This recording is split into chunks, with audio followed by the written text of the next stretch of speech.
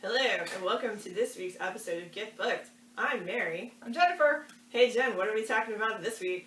Well, Mary, why don't you actually talk a little bit about your news this week? Okay, so I am leaving Colchester. I will no longer be the Adult Services Librarian at Craig Memorial Library.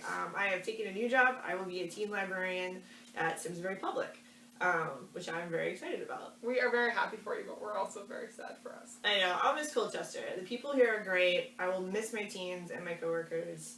That's me. That's me. It's true, we are besties. Squaggles. So, I mean, I love so many things that I never thought I would like before I got this job because of you. Romance books, Taylor Swift. So, alright, so we decided, to heck with sci-fi book bingo. We just talk about whatever we wanted to talk about. So I'm talking about books that I've read recently that I just really liked, and some stuff I haven't read in a while, because heck with it. It's my last date, I don't care.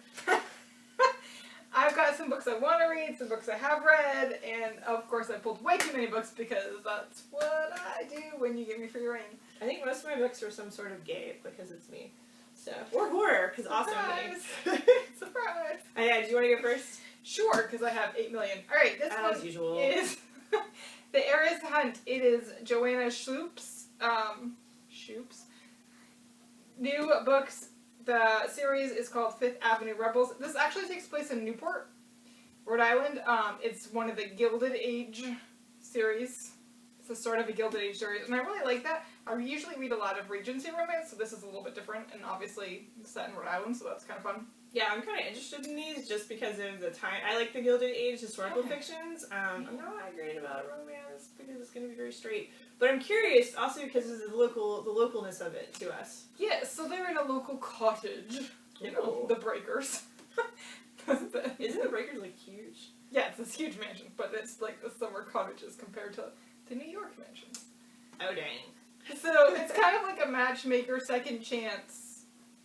It's a second chance romance. There's like a house party matchmaker type book. The really cool part is that there's the heroine is a tennis star, maybe, and she is really excited to play tennis in these tournaments, and she's kind of put off her marriage so she can play tennis.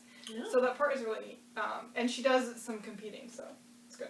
I can't remember if I talked about this book on my book podcast or this one, so I'm just going to talk about it. Some of these books I may have talked about twice. Oh well. So, One Big Teeth is one of my favorite YA gothic horror books I've read recently. The cover is amazing. So, part of why I love this is because, like, every great gothic horror has, like, a lot of mystery behind it. So, like, what is going on? Oh, I miss your weird hiccups. Your weird after lunch hiccups. So I know where you are in the building. So Eleanor Zarin has been kind of ostracized from the family and had to go live at a boarding school, and you don't know why. But then she's running away from the boarding school, and you don't know why. And then you meet the family. It's in the middle of nowhere, and I believe it's either Maine or New Hampshire. I think it was Maine. And the time period also hard to pin down a little bit too. Like I couldn't tell if it was post World War I or post World War II. Because the family has a bunch of like anachronistic type stuff. So, but also the family's kind of, the author loved Edward Gorey, so the family has kind of like that Addams Family thing. Like the mom has this weird body horror thing where like one side of her face is just like, all down her body are like these like pustule things, that move. It's weird. So she feels best when she's in like a tub of water. So her mom spends most of the time in the bathtub or a barrel when she's at the dining room table. The grandfather and the cousin Reese and her older sister can turn into wolves. Eleanor is a little bit of disappointment to the family because she does not have the wolf in her. But yeah, some stuff happens. I don't want to give too much of away because like it's the kind of book where you start it and you're like, what is Mary talking about? And then things happen and you're like, I can't put this down, but you don't want to spoil it because it's so good. It is quirky. There's times where it's like super creepy. Oh yeah, there's also the accountant Arthur who keeps showing up and you're like, is he a vampire? What is his deal? Why is everyone in love with Arthur? Like all of the teens. And he's like clearly too old for them and that is not right. But also it's funny because the teens keep like fighting over Arthur, so it's like Reese and the older sister and Eleanor are just like, but no, Arthur's fabulous, you can't have him, like, oh, whatever, and there's a lot of stomping off. There's an ant that doesn't talk. Whenever Eleanor talks to her, she just like screams and like runs away. Like, it's a whole thing. There's tarot cards, there's like mysticism, there's monsters. It's so good. So yes. I like books. Alright, my next book is Stealing Home by Sherryl Woods. So this is the beginning of the Sweet Magnolia series. They're kind of set in trilogies, so we have the first 3 books now in. Is that a Netflix series? It is. Okay. So, the one thing I'm going to say about the Netflix series, it ends on a super cliffhanger. And spoiler, the books don't have that. So if you're looking for that next part and you want to know who's in the car, I'm not going to tell you. But they're really fun. Lots of really good friendship. Lots of margarita nights, of course. And romance, because that's how it works.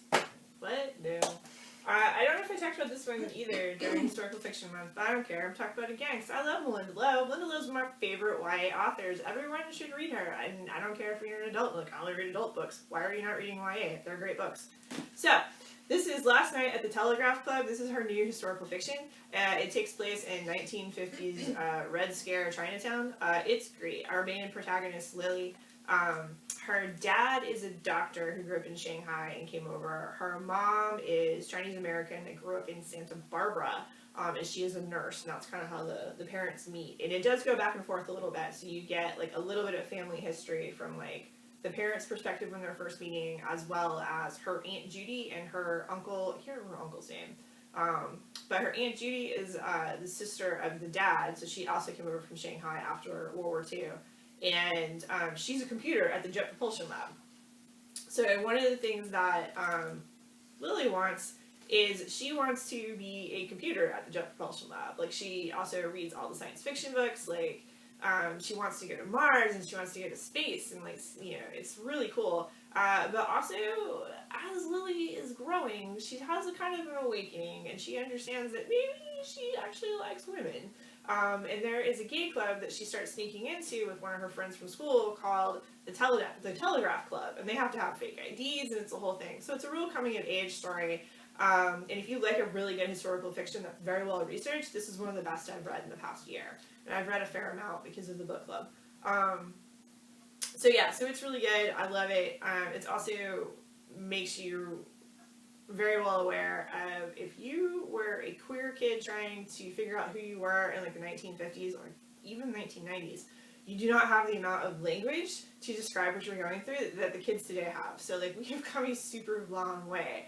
Also, this is just a great book. It's a real intersection of sexuality, gender, race, and classism in America in the 1950s, and I love it. What's your next one, Beth?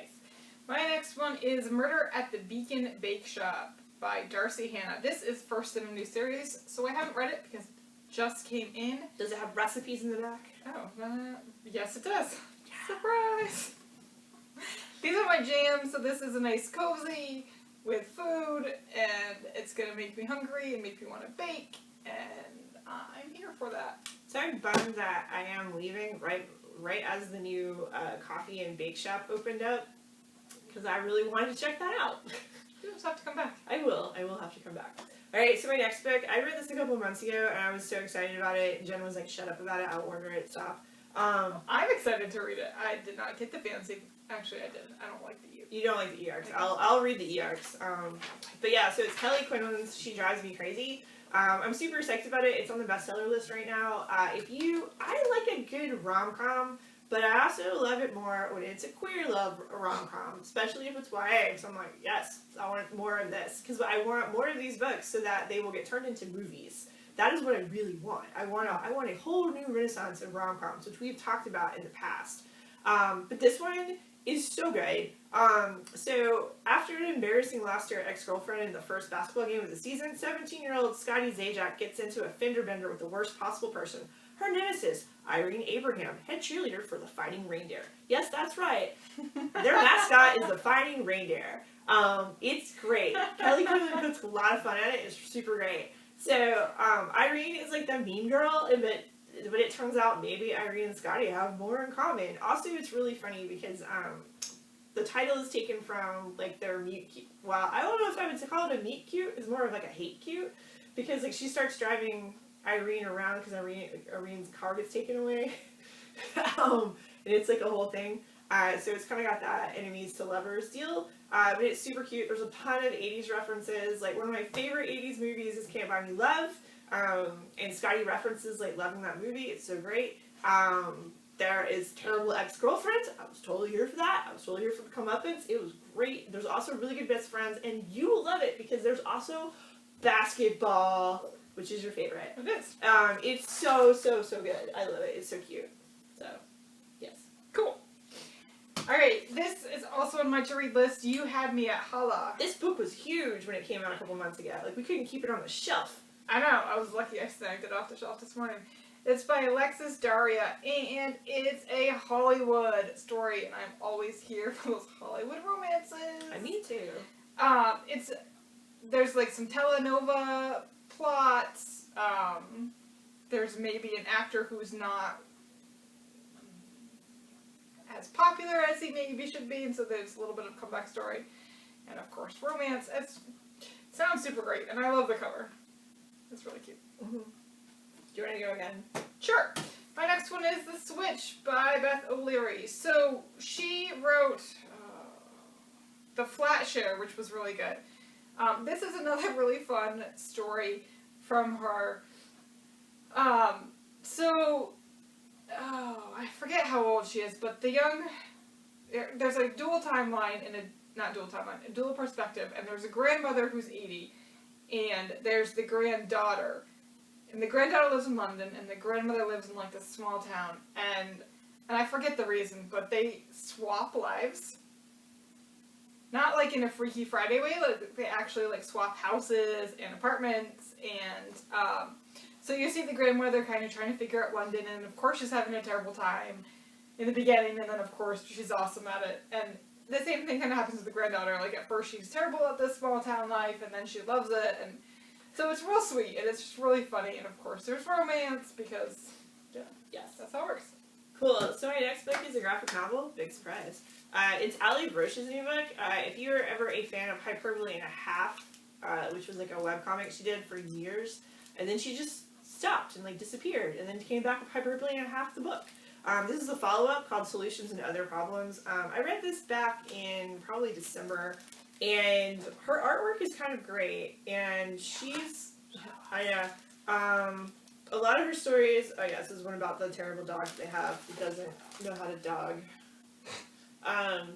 There's sometimes I look at my dog and I'm like, oh, yeah, you're doing that thing.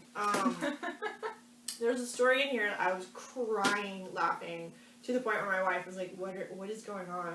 Because she also tells stories about her childhood, and she has a great story about when she was little, she look across the street to like their neighbor, I think his name was Jeff or something, and like had this whole created this whole entire like fantasy story about Jeff, and like what does Jeff do? And so she started like going over to Jeff's house when Jeff wasn't there, and like taking things, and she was like maybe 5, like the remote control, and then she would like leave notes for him, but like in the way a 5-year-old leaves notes.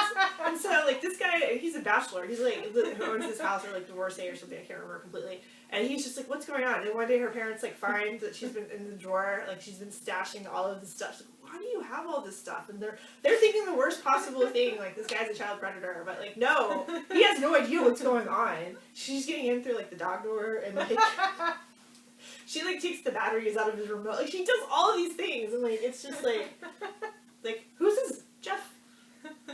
What? You go how? Oh, that was the other thing. She sometimes would go in like when Jeff's like watching TV and just stand behind him, and he has no idea. Right. So that's just me telling the story. So imagine her telling the story. It's way funnier because kids do weird stuff. So, what's your next one? Alright, my next one is also on my to-read list. This is Head Over Heels. This is a gymnastics story, and I love gymnastics. So I love basketball, I love gymnastics, and I love ice skating. So this is about, 2 girls who were on the Olympic team. One of the girls, so the Olympics are finished, one of the girls then marries the coach, and the other girl is really, really mad about this. Is the coach much older? I don't know. Oh, because it's on your to be read. Yes, I haven't read it yet, sorry. My bad. So the girl who's mad kind of returns home and, you know, things happen. Mm-hmm. Sounds kind of like a Hallmarky movie. Which, you know, Those I'm always here for. Those can be hit or miss. The other really good gymnastics book, so this one is adult. There's a really fun YA one that Sean Johnson helped co-write called Flip This. Or Flip, I think it's Flip This. Flip This or Flip It, one of the two. Yeah, something like that. I don't know. It's on our shelves. It was really good. Mm-hmm. I liked it a lot. Mm-hmm. So my next one, also this was an adult book. This is an adult horror book I love. It's by Terry Moore. He's one of my favorite. He doesn't just write the comic, he also draws it, which means if you are collecting them single issues, sometimes you have to wait forever because he just wasn't done that month. But here it's pretty cool stories. Like his big one that everybody knows is Strangers in Paradise, and then he's kind of genre hopped. Like all of his stories happen in the same world, which is pretty cool. But after he wrapped up Strangers in Paradise, which was like this big like bisexual love triangle that ended up having like call girls who were actually spies and like all kind of the mafia, and like it was wild. It was very good. It was you can't even explain it. It's so good. So Rachel Rising is like his next one, or no, he did a science fiction in between this one. Nope, he did science fiction. I'm trying to think. He did this one. He did. It doesn't matter. Anyways, this is his foray into horror. And it takes place in, like, I can't remember what the town is. Like, it's, like, where the state, but it's, like, a little town called Manson. So, content warning, this does have allusions to sexual assault. Because Rachel went on a blind date with this guy, and then she wakes up in a shallow grave. Yeah. And there's, like, strangulation marks around her neck, and her eyes are bloodshot. But she's not dead, but she's almost dead. And, like, her aunt is a coroner at the morgue, and so like her aunt looks at her and like, what's going on? So part of it is like a whole revenge story to find out what happened to Rachel, but it gets really wild and mystical. Like there is like demons kind of come back. Lilith gets involved at one point. I mean like that Lilith, like pre-Eve Lilith. Like there's witchcraft. There's like Salem witchcraft stuff that comes up. Like it is a wild story. And there's also Jet, my favorite character, who's the bassist in a band, but also a mechanic. And Rachel's best friend that's helping her try and figure out what's going on. It's totally bonkers, and we have the whole series, and I loved reading it, like, when it came out. What's your next one? Alright, my next one is Simmer Down by Sarah Smith. So, I have not read this one yet, but it's on my to-read list. It actually just came into the library. So, it's part of our, I think this one was part of our bingo books from the Friends, so thank you to the Friends for all of those bingo books. Thank you, Friends. This one is about food trucks and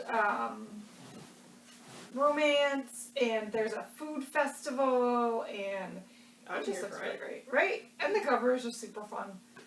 Let's be honest, I do pick books by the covers, and that one, yeah, this too. I actually was doing collection development today, and I was like, oh, that cover's bad. No one's gonna check that out.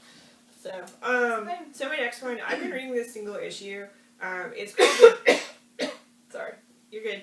It's called The Department of Truth by James Tynion the Fourth, I think is his name. He writes some pretty cool stuff, and you never know what he's going to write. So this one, because he's currently writing Batman, so he'll do the superhero thing, and then he'll do like these wild independent comics. Like this one's put out under Image, I believe. Is this Image? Yes, it's Image. So this guy who is like a professor in like essentially conspiracy theories and like journalism and like truth and not like the cult, this whole kind of thing. I can't remember what his exact title is because I'm reading the single issue, and so I read the first comic like 6 months ago. This is the first trade of it. He basically gets wrapped up in, it turns out the government has a Department of Truth, and the problem is that people start believing the conspiracy so much that it becomes true, and so they have to go and find the root of the problem and take care of it. And so each book is looking at a different conspiracy that we hear about in our day-to-day lives. Like, the first one was the Satanic Panic, about the kids that were supposedly being abused in the 80s by the daycare workers, which ended up not being true. And then like there was another one that's about a school shooting. There's no, like, it kind of takes it all apart. And there's a story behind each one of them, and it's not for the faint of heart, because it can be a violent comic as well, but it's like, it's something, if you read any of like the old Vertigo comics from the 90s, it reminds me of that. Like, it has a grittiness to it, and it's definitely got some psychological stuff going on with it. But Image also does a lot of that stuff too as a publisher, so I really like it. The art is really kind of frenetic, so like, here's one that comes from the 80s, so it has rating. But yeah, it's good. It's kind of a horror. It's totally a horror ride. So as you're reading it, you're like, some of this stuff is going on today, when you're thinking about some of the conspiracy theories that we've seen blossom and take root on Facebook that we know are not true, because we're librarians. We're all about truth and facts and science. What's up? Alright, my next book is... You're gonna miss me. I am gonna miss you. The Grace Kelly Dress by Brenda Janowitz. And I'm just gonna read the tagline because it does it better than I can. One dress, 3 generations of women, a lifetime of love. This is less romancy than I normally read, but it's more historical fiction. I feel like it does end happily and it ends well. But it's not technically like a romance book. It's more historical fiction. And of course, the one dress is inspired by Grace Kelly, obviously. So this one was a lot of fun. I liked it. Oops, somebody's checkout slip was in this one. So my last one is, I talked about some serious stuff. Now I'm going to talk about a fun comic that I love. It's called CatWoman. It's by Joelle Jones. So this takes place in the comics within the past couple of years. So Bruce Wayne and Selina Kyle, Batman and Catwoman, almost got married, and then it did not go well, and so this is Selina Kyle moving to a whole new city and kind of licking her wounds. And by doing that, she ends up getting into it with, I can't remember what I read this a couple months ago, but I think I'm mostly caught up with it. There's a copycat Catwoman that she's trying to catch, but then also, like, as the volumes go on, like, she ends up, like, making a certain mob boss kind of mad because it's Catwoman.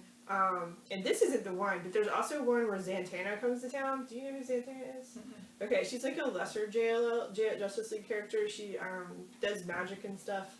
She's pretty cool. She's getting, if she hasn't gotten, she's getting one of those DC Inc. books.